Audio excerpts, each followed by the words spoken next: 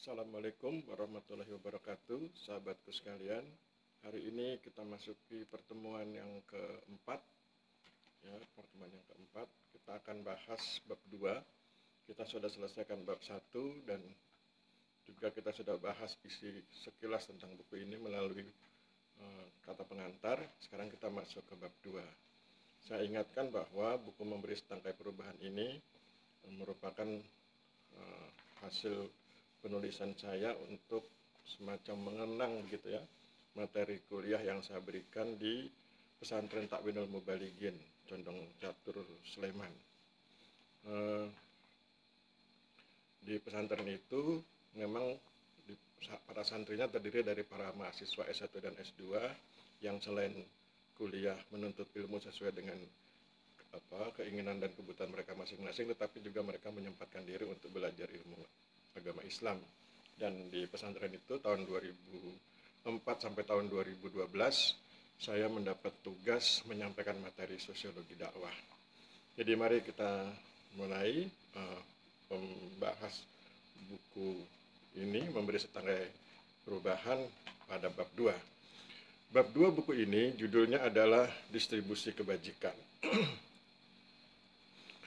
Allah Subhanahu wa Ta'ala berfirman, bukanlah menghadapkan wajahmu ke arah timur dan ke barat itu suatu kebajikan, tetapi sesungguhnya kebajikan itu ialah beriman kepada Allah, hari akhir, malaikat-malaikat, kitab-kitab, dan nabi-nabi, serta memberikan harta yang dicintainya kepada kerabat, anak-anak yatim, orang-orang miskin, orang-orang yang dalam perjalanan, peminta-minta, dan memerdekakan hamba sahaya, serta mendirikan sholat dan menunaikan zakat, dan orang-orang yang menepati janji apabila berjanji, serta orang yang sabar dalam kesempitan, penderitaan, dan dalam peperangan. Mereka itulah orang-orang yang benar, dan mereka itulah orang-orang yang bertakwa. Quran Surat 2 ayat 177.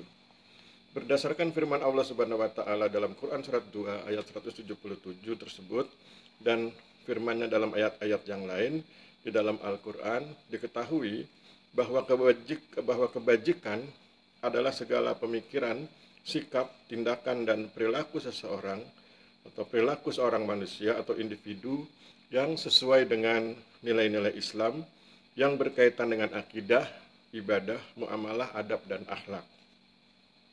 Dengan demikian, adalah suatu kebajikan bila seorang manusia berkeinginan dan berusaha dengan sungguh-sungguh, pertama, membangun kualitas diri yang fatonah, cerdas, amanah, dapat dipercaya, siddiq atau objektif, dan tablik atau informatif. Kedua, berperan sebagai mujahidin, pembela kebenaran, uswatun hasanah, teladan yang baik, asabikunal awalun, orang pertama yang berbuat kebajikan, sirojan muniran, pemberi pencerahan. Kemudian ketiga, membangun peradaban yang transenden, mempertuhankan Allah Subhanahu wa Ta'ala, humanis, menghormati martabat manusia, dan emansipatoris, membebaskan masyarakat dari kebodohan tradisional, modern, dan postmodern. Setelah berhasil mengidentifikasi kebajikan, langkah berikut yang penting antara lain keberanian memperjuangkan kebajikan. Semangat juang diperlukan karena kebajikan tidak akan terdistribusi di masyarakat bila setiap muslim tidak bersungguh-sungguh memperjuangkannya. Kebajikan harus terdistribusi dengan baik dan merata agar setiap manusia merasakan indahnya kemuliaan sebagai makhluk ciptaan Allah Subhanahu wa Ta'ala. Selain itu, kebajikan juga memberi bukti atas adanya manfaat manusia yang satu bagi manusia yang lain. Semangat juang yang tinggi dalam mendistribusikan kebajikan akan dapat membuka peluang besar bagi tercapainya pemerataan kebajikan. Peluang ini tidak tunggal, melainkan jamak dan terbuka pada banyak aspek, ekonomi, sosial, budaya, dan lain-lain. Sehingga setiap muslim perlu memilih salah satu aspek agar ia dapat fokus pada aspek tertentu yang sungguh-sungguh dikuasainya. Ketika seorang muslim telah memilih dan berusaha sungguh-sungguh mendistribusikan kebajikan, maka selanjutnya ia wajib berdoa kepada Allah Subhanahu wa Ta'ala agar usahanya berhasil. Pada saat yang bersamaan, ia menyerahkan keberhasilan usahanya pada Allah Subhanahu wa Ta'ala dan membiarkan kehendak Allah Subhanahu wa Ta'ala menjadi penentunya. Bila Allah Subhanahu wa taala belum berkenan mentakdirkan distribusi kebajikan yang dilakukannya berhasil, maka setiap muslim perlu introspeksi diri untuk menemukan beberapa faktor pada dirinya yang menghalangi distribusi kebajikan. Setelah faktor penghalang yang ada pada dirinya diperbaiki, ia kemudian melakukan determinasi atau determination, yaitu upaya yang terus-menerus dalam mendistribusikan kebajikan, meskipun banyak menemui kesulitan dan rintangan. Determinasi dilakukan karena ia paham bahwa tindakannya tergolong mulia di hadapan Allah Subhanahu wa taala dan diperlukan oleh orang lain atau masyarakat. Kesulitan dan rintangan memang tidak selalu mudah untuk diatasi. Namun dengan berbekal keahlian dan keterampilan, maka ada peluang untuk mengatasinya. Dengan kata lain, bagi setiap muslim selalu terbuka peluang keberhasilan dalam mendistribusikan kebajikan. Berbekal keberanian, kualitas diri yang baik, dan nilai-nilai Islam, maka segenap energi dikerahkan bagi pencapaian keberhasilan. Energi diwujudkan dalam bentuk pemikiran, sikap, tindakan, dan perilaku yang relevan dengan kebajikan yang diperjuangkan, yang berada dalam koridor nilai-nilai Islam. Energi juang bagi distribusi kebajikan telah disiapkan oleh setiap muslim sejak beberapa hari sebelum ia digunakan atau dimanfaatkan, sehingga energi ini siap sedia ketika dibutuhkan. Energi dibangun melalui persiapan matang dan habituasi atau pembiasaan yang baik dalam tahapan-tahapan penuh disiplin. Bagi seorang muslim, disiplin adalah habituasi, ketika pemikiran, sikap, tindakan, dan perilaku mampu dikendalikan secara cermat berdasarkan nilai-nilai Islam. Pada saat itu, ia akan menempuh 3 proses penting yang terdiri dari: pertama, proses yang berkaitan dengan perolehan pengetahuan atau knowledge; kedua, proses yang berkaitan dengan pengendalian atau kontrol; dan ketiga, proses yang berkaitan dengan pengendalian diri atau self-control. Agar mampu mengendalikan diri, maka seorang muslim harus paham tentang konsepsi pengendalian, sehingga ia membutuhkan pengetahuan tentang pengendalian, dan akhirnya ia harus bersedia belajar atau learning tentang konsepsi dan pelaksanaan pengendalian, termasuk pengendalian diri. Sementara itu, untuk belajar tentang konsepsi dan pelaksanaan pengendalian, maka dibutuhkan kesediaannya untuk bersungguh-sungguh. Pertama, menggapai keahlian atau keilmuan yang berkaitan dengan konsepsi dan praktek pengendalian. Kedua, mengingat, memahami, dan melaksanakan berbagai hal yang berkaitan dengan konsepsi dan praktek pengendalian diri sebagai bagian dari pelaksanaan kebajikan. Oleh karena itu, dengan berbekal pengetahuan yang dimilikinya, seorang muslim harus mampu mengenali tata nilai dan cara mendistribusikan kebajikan yang menjadi target pencapaian hidup. Kebajikan yang ingin dicapainya antara lain meliputi segala aktivitas yang mendapat posisi mulia di hadapan Allah Subhanahu wa taala dan bermanfaat optimal bagi manusia dan lingkungannya. Sementara itu, dengan berbekal pengendalian, seorang muslim menggunakan kekuatan yang ada pada dirinya atau organisasinya untuk mengarahkan segenap aktivitasnya agar tetap berada pada jalur kebajikan dan distribusi kebajikan.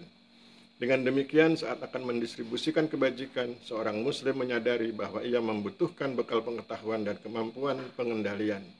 Lebih detail lagi, pengendalian yang dibutuhkannya bukanlah pengendalian yang bersifat umum, melainkan pengendalian yang bersifat khusus, yang lebih terpusat pada dirinya. Ia harus mengendalikan dirinya sendiri agar segenap aktivitas dirinya terkendali sehingga tetap berada di jalur kebajikan dan distribusi kebajikan. Oleh karena itu, dalam rangka meningkatkan kemampuan pengendalian diri, maka seorang muslim harus terus membangun kapasitas diri dengan cara sebagai berikut.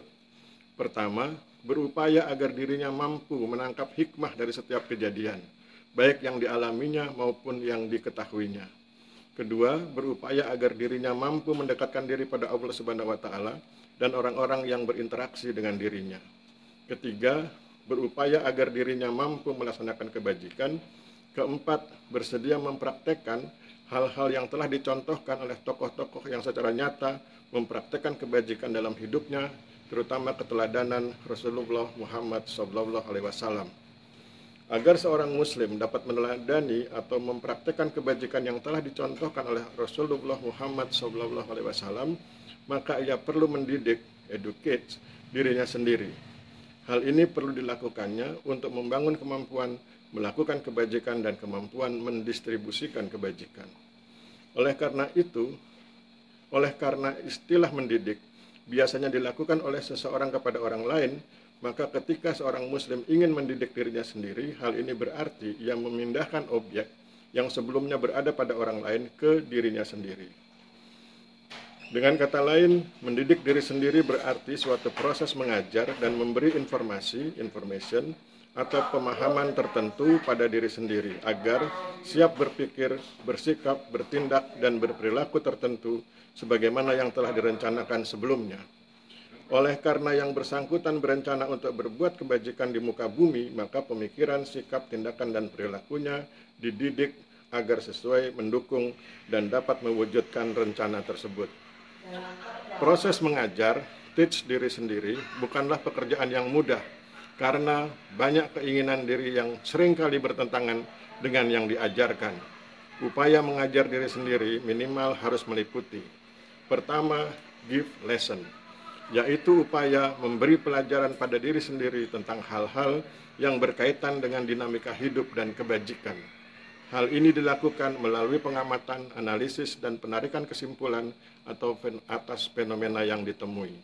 Kedua, show how to, yaitu upaya menunjukkan atau menerangkan pada diri sendiri tentang hal-hal yang berkaitan dengan dinamika hidup dan kebajikan.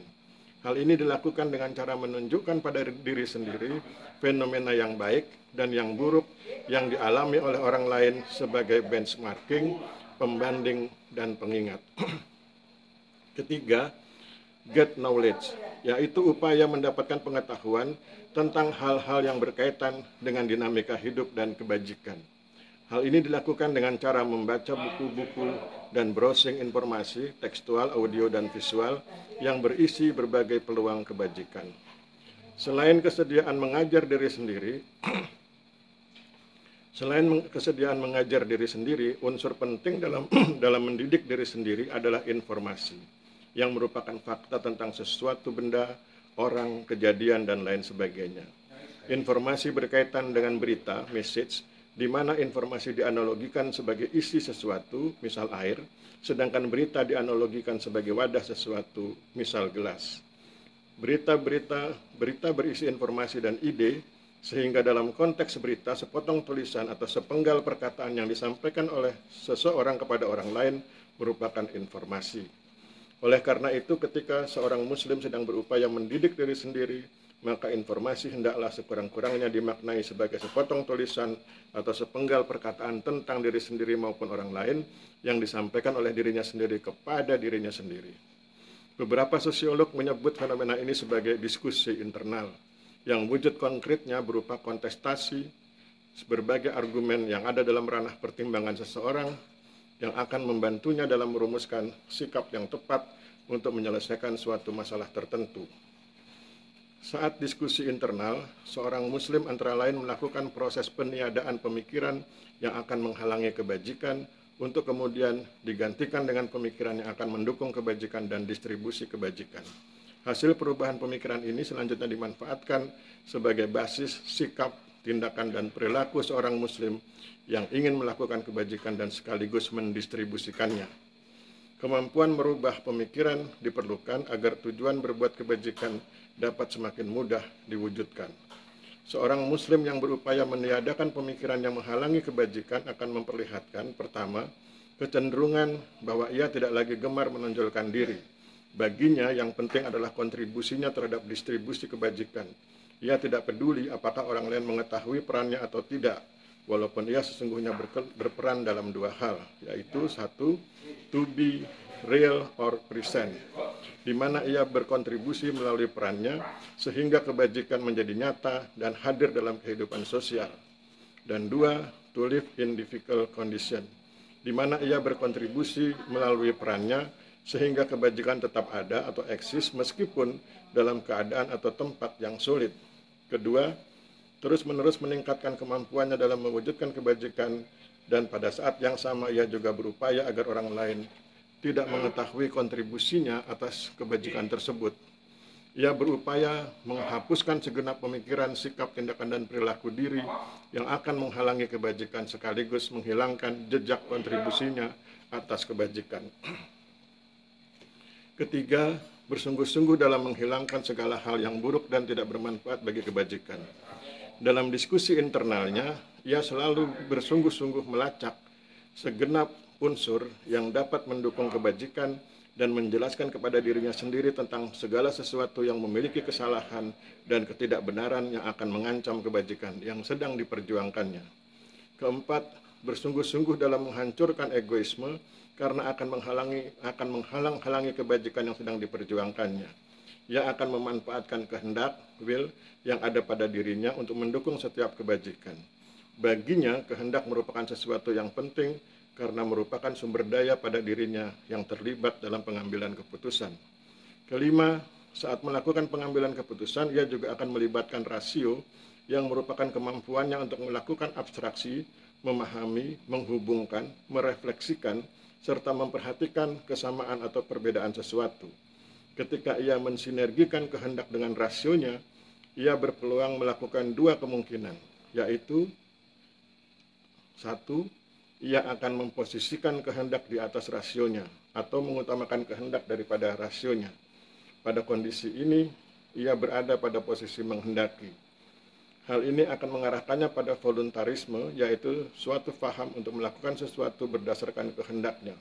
Volunteer berarti sukarela. Dua, ia akan memposisikan rasio di atas kehendaknya atau mengutamakan rasio daripada kehendaknya. Pada kondisi ini ia telah berada pada posisi mengetahui. Hal ini akan mengarahkannya pada intelektualisme, yaitu suatu paham untuk melakukan sesuatu berdasarkan rasionya. Intelektual berarti cerdik pandai. Demikian sahabat-sahabat sekalian, pertemuan kita yang keempat ini. Mudah-mudahan bermanfaat. Mohon maaf bila terjadi kesalahan. Wabillahi taufiq wal hidayah. Wassalamualaikum warahmatullahi wabarakatuh.